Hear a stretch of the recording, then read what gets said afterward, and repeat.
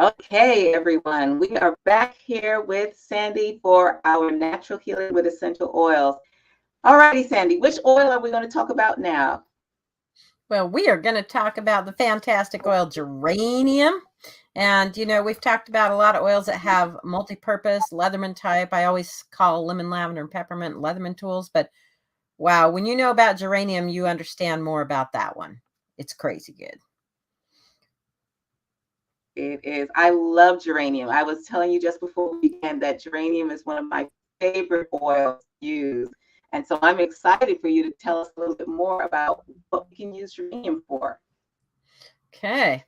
Well, geranium has been labeled the poor man's rose. Rose is about $275 a bottle, and geranium is much more expensive, or much less expensive than that.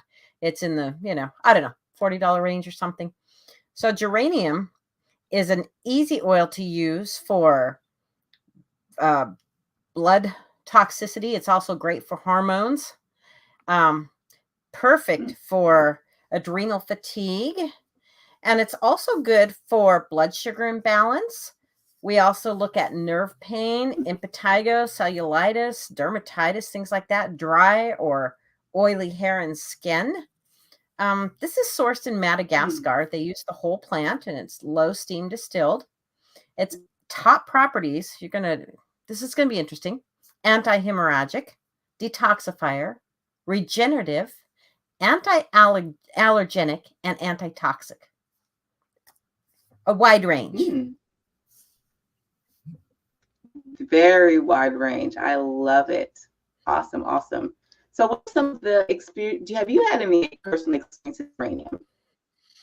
Well, unlike you, geranium is not my favorite scent. It is a great floral, and I use it for hormone issues. But as far as the smell of it and the taste of it, my body does not like geranium. But I use it because I know that its properties are great. I use it in Clary Calm a lot, pretty much daily, just because I like the emotional balance it brings. You can also put it over the heart to protect yourself. For anybody that's got broken heart syndrome or anything like that, geranium is a perfect choice. And you can dilute it and use it in different blends. It actually makes a really nice bottom note for perfumes when we're doing that. And so that's often a way I've used it. I use it mixed. Oh, okay. Yeah. And you bring up a really important point, which is that every oil is not for every person, and also different oils at different times. Because I don't know if you have had experience where, there are certain times in my life where a certain oil didn't really appeal to me. And then at another point in my life, I go, wow, that smells really good. So it's like your body intuitively knows and resonates with what you need and what will do you well. Have you had that Totally. experience? Totally. When I first smelled, I'm trying to think, it was the petitgrain. Now, petitgrain is an oil that doesn't get much press, but it is a fantastic oil. It's sharp. The same plant, the orange, is actually what you use the leaves and stems from to make the petitgrain. And when I first smelled that, I thought it was the worst thing. And then one day I was drawn to that. I was so congested, and I just pulled it out of my case and put it on, smelled it, and was like, man, that smells so good. I've had several, and it worked. It worked like a charm. It was wonderful for me. Cardamom has been one of those oils that it was okay, but when I was really congested or had respiratory issues, that was one that I was drawn to. And I've had several people have that wonderful experience with Console. Console is a very, very strong mix, a very strong blend.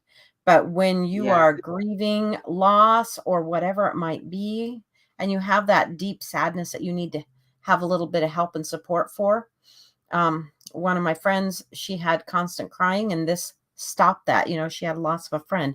It helped her to calm down and control that. But when you use it and you're in that time of loss, it just seems very subtle to you.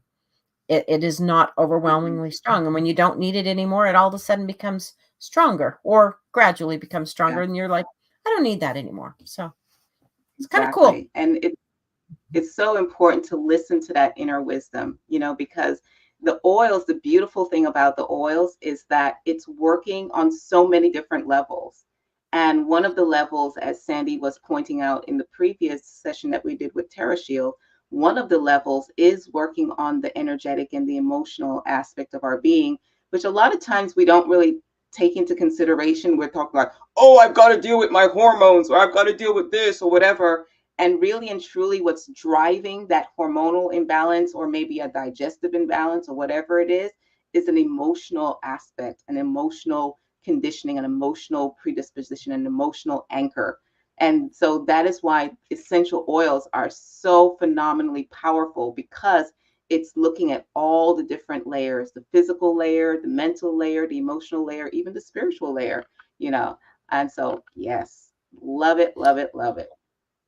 Yes, and when you talk about emotional, I tell you, every oil has emotional benefits. This one tells Mm-hmm. us that it will help you get from neglected to mended. So this, may appeal more to you at different times in your life when that's necessary. But until then, I use it in blends because I know it helps me with other things. And when it's in a blend, I don't mind it at all. It makes a nice little deep note there. And I use it with other oils, but I still get the benefit that way. Absolutely, absolutely. Well, ladies and gents, I encourage you, if you're looking to move from neglected to mended, if you're dealing with hormonal issues, if you just want to have something that is more floral and beautiful instead of yucky perfumes, give Geranium a try. I think you might like it. Okay, so until next time, wishing you the best and peace and blessings. Bye.